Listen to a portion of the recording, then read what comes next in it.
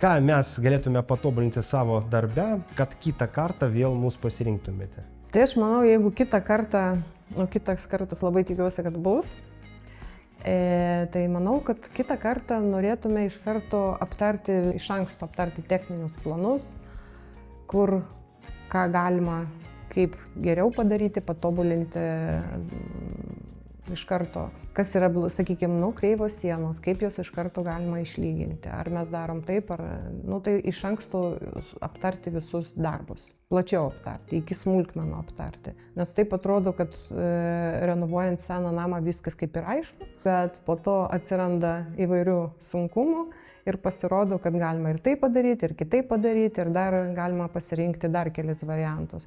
Tai iš karto norėtųsi, kad tie variantai būtų iš anksto įvertinti ir aptarti. Kaip Jūs manot, po